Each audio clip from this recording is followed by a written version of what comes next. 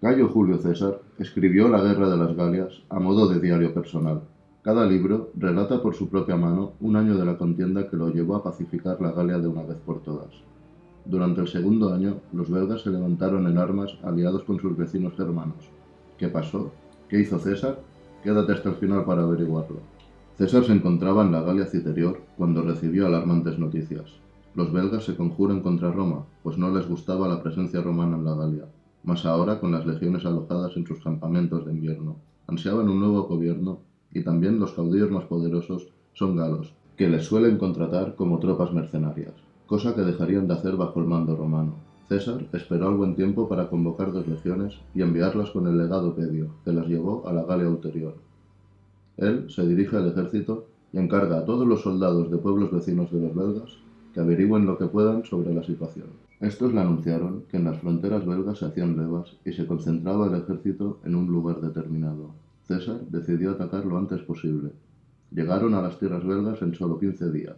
Los remos, tribu belga más cercana a la Galia, envían emisarios a los líderes de los belgas, Icio y Andocumborio.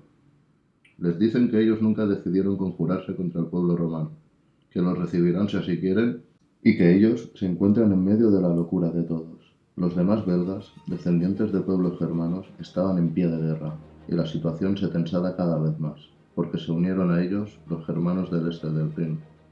Los remos le cuentan más a César. Los belgas más poderosos son los belovacos, 100.000 hombres valerosos y tan expertos en combate como fuertes, más 100.000 entre nervios y suesiones, de los más fieros de las tribus belgas, y 160.000 más entre tribus menores como atrebates, ambianos, morinos, menapinos, caletos, etc. Un total de 360.000 belgas sin contar a los germanos.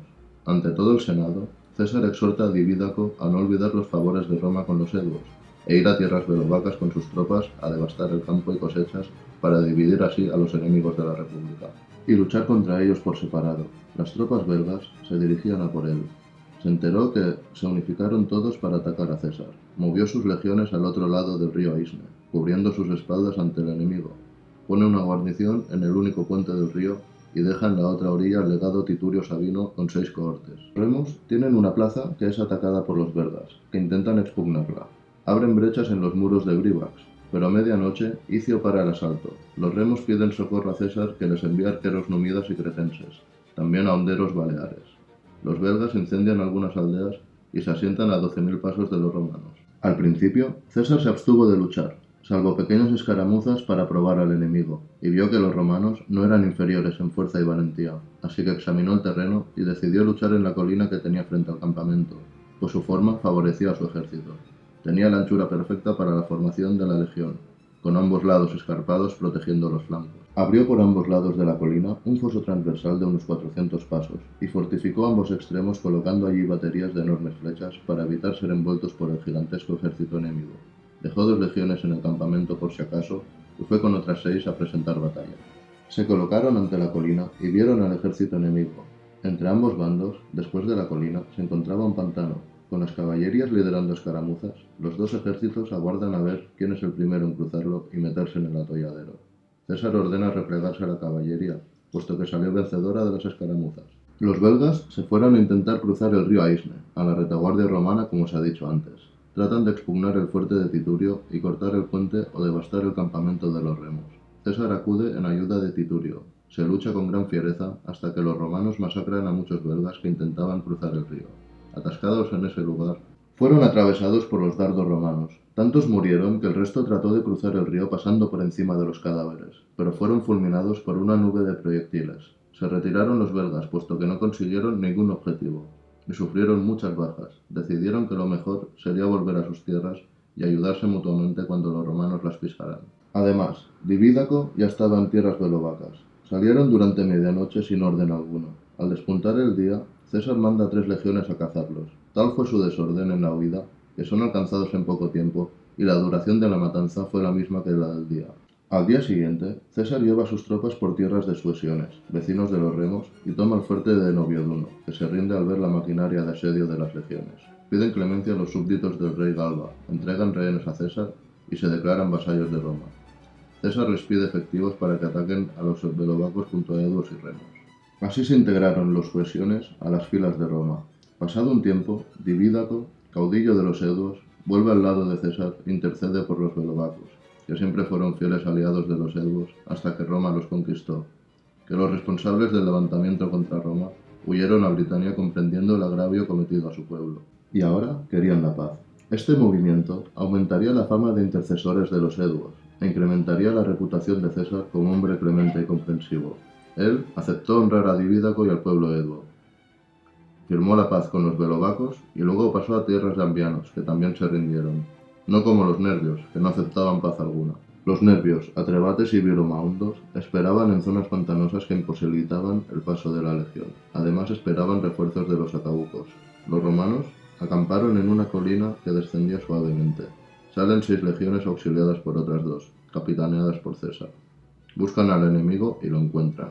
Los nervios rechazan a la caballería, que se mueve con dificultad por el terreno, y huye despavorida. Salen los belgas al encuentro de los romanos, empujados por su primera victoria.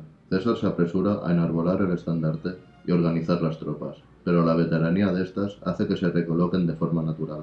Los soldados de la 9ª y la 10ª disparan sus dardos contra los atrebates, situados en el ala izquierda de las tropas belgas. Agobiados por la lluvia de proyectiles, huyen al río y las legiones los persiguen. Los bárbaros aprovechan e intentan rodear a los romanos que salieron de su formación. A su vez, los jinetes antes rechazados van a socorrerlos y se monta tal caos. Tanto romanos como bárbaros huyen en desbandada. Aparte, los soldados de la 12ª estaban tan apiñados en su formación que apenas podían moverse. Entonces, murieron en combate muchos valerosos centuriones y cohortes, como Sextio Báculo. César reorganizó la formación de la 12ª, dándole más espacio mientras eran agobiados por enemigos, y la 7ª legión sufría muchas bajas bajo la colina. Con las 2 legiones auxiliares pudieron frenar el avance nervio, hasta dejar de ver a guerreros bárbaros en lo alto de la colina.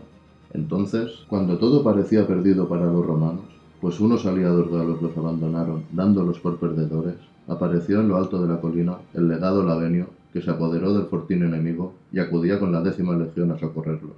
La llegada de refuerzos cambia las tornas. Los belgas ven consternados cómo todas las legiones caen encima suyo, e incluso soldados romanos desarmados se lanzan cuerpo a cuerpo contra ellos, algunos desgarrando sus gargantas adentelladas. Perdieron así los nervios. César reconoció su inconmensurable valor al luchar en tan difíciles tierras y les dejó conservar sus ciudades y tierras, además de ordenar a sus vecinos que no les molestaran. Eso sí, entregaron sus armas a Roma. Los atuatucos, aliados de los nervios, iban a ayudarlos, pero al enterarse del desenlace del combate, se refugiaron todos en su fortín, dejando sus castillos y ciudades abandonadas para ir a un lugar protegido naturalmente por una montaña, una especie de abismo de gel. Para cuando vieron la maquinaria de asedio romana moviéndose, se rindieron convencidos que los romanos obraban con intervención divina. César tomó la ciudad, realojó a los que la habitaban y la subastó para que fueran a vivir 53.000 personas. Hasta aquí el segundo año de César por las Galias. Si quieres más, ya sabes, suscríbete y dale al like. Hasta la próxima.